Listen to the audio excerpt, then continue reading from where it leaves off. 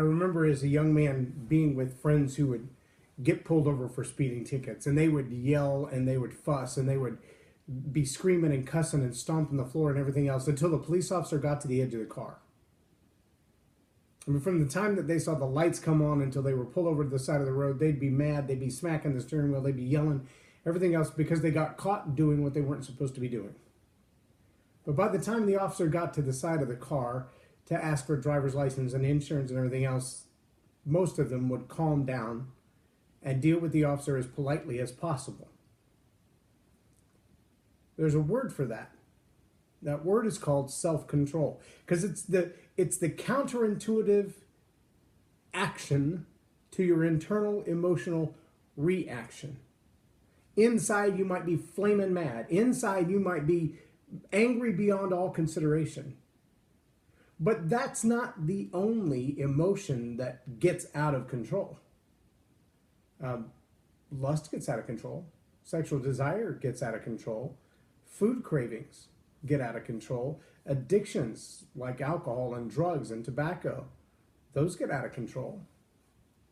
And in order to harness the power of who you are in your life, you've got to have self-control. You have to have self-control when your boss says something stupid and you want to smack him in the head. You have to have self-control when you get busted and there's 30 people driving on the highway that are driving faster than you. I read a little funny thing on Facebook the other day about a guy that was cruising down the highway with 15 other cars in a line, all of them moving at the same speed.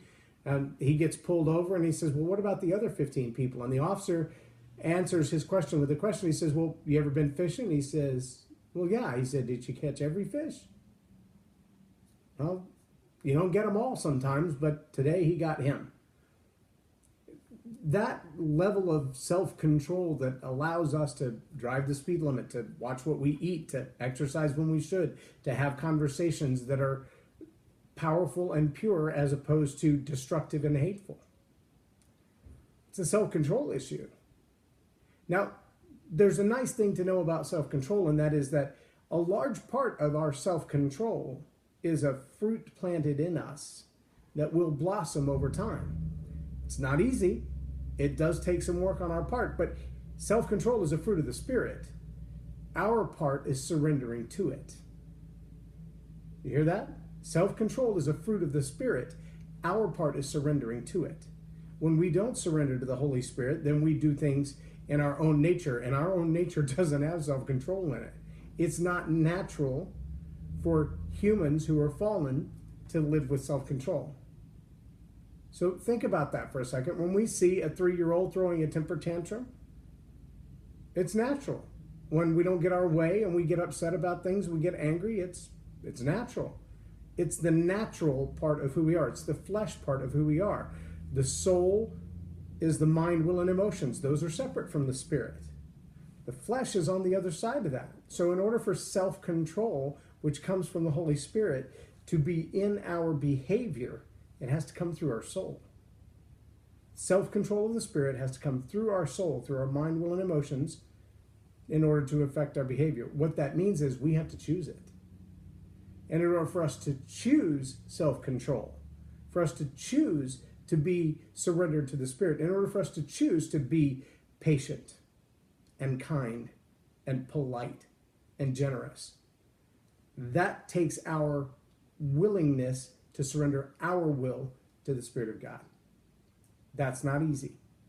So if you see someone who's operating at a high level of stress, right on the edge of anger, you're not sure if they're going to explode at any moment, just remember that that's the natural state of being for many people, because they're living in the natural and not influenced by the flesh.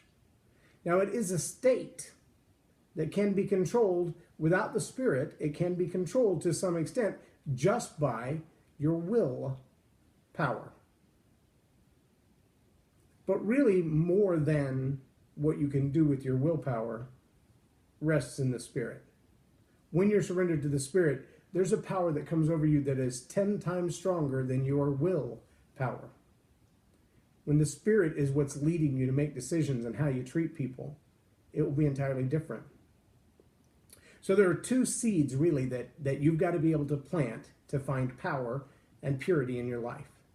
Righteousness leads to power and purity. Righteousness comes, though, when you plant self-control and discipline as the seeds in your life. Now remember, one of those takes a lot of effort. That's discipline. Self-control is a fruit that takes a lot of surrender. So when you plant those two things in your life, discipline and self-control, they will change the way you react to your spouse. They'll change the way you react to your kids. Discipline and self-control will change the way you react to your boss, to your customers, to strangers on the street, to other people in traffic, to the clerk behind the counter. Every human relationship that you have will be changed when you administer self-discipline and self-control. When you allow those two things to be evident in your life, righteousness will be there, power will be there, and the way you interact with others will be completely different. In the Mentoring 101 book that I shared a little bit from yesterday, one of the points that John Maxwell makes here is he said, in order to make people better, you've got to understand the difference between development and equipping. Here's how he explains that. When you equip people, you teach them how to do a job. Development is different. When you develop people, you're helping them to improve as individuals. You're helping them acquire personal qualities that will benefit them in many areas of life, not just their jobs. When you help someone cultivate discipline or a positive attitude, that's development. When you teach someone to manage his time more effectively or improve his people skills, that's development. When you teach leadership, that's development. What I've found is that many leaders don't have a development mindset. They expect their employees to take care of development needs on their own. What they fail to realize, however, is that development always pays. I think it says higher dividends. Always pays higher dividends than equipping because it helps the whole person and lifts him to a higher level. So one of the things that is being distinguished there, and I want to distinguish here, is let's say you have a team of employees or a team of workers that work around you. If everything that you invest in for them is better training on the technical equipment, better training on the stats and the science, better training on the sales of the product, better training on the understanding of the product or the understanding of the demography of the people that you sell your product to. All those things are beneficial. That's equipping your team to do what they're supposed to do. Developing your team is entirely different. Developing your team is helping your team to become better people. Helping your team to become better people, and it always pays higher dividends. Why? Because the most strategic person with the best understanding of the tool, the best understanding of the sales process, the best understanding of the technology, who's a jerk, is not going to do the best business. And while they may, for the season, have the best sales records, they may have the best numbers, they may produce the most results right away, what you're going to find over time is that sometimes those results are tested by the character of the person who turned them in. When I sold advertising, we used to have a phrase called hanging paper. And there was a process that people would use to cheat the system by when they put an ad in and when they took an ad out, if they had someone who canceled versus someone who purchased. And they would manipulate the dates so that one large sale would fall on a pay period. And then the next large sale, their check may be down because they lost that sale or that person pulled out their advertising.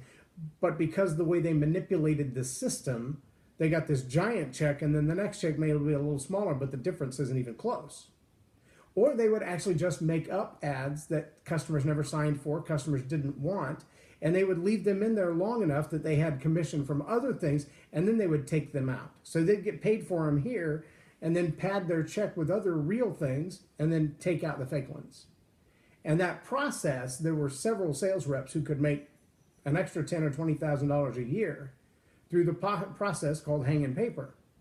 But it was wrong and it was illegal. Now, were they technically trained on selling? Yes. Were they experts at the paper? Yes. Did they do the ad sale process right? Yes.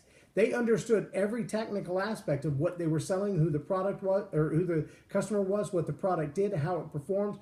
All of that in spades. They had it down. But they hadn't been developed with the right character. They had no discipline. They had no self-control. And so without discipline and self-control, they used their knowledge of the tools, the products, the systems, the customers to manipulate the outcome.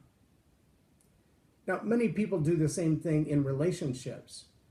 A narcissist will manipulate a relationship to make you feel like you're the one that made the mistake. You're the one that did something wrong. You're the one that didn't accept everything they offered you. You're the one who said bad things and they had to cover for you. There are all kinds of manipulative relationship types. And it's not that they don't have skills or understanding, but they don't have discipline and self-control. Now, let me add one other aspect to that.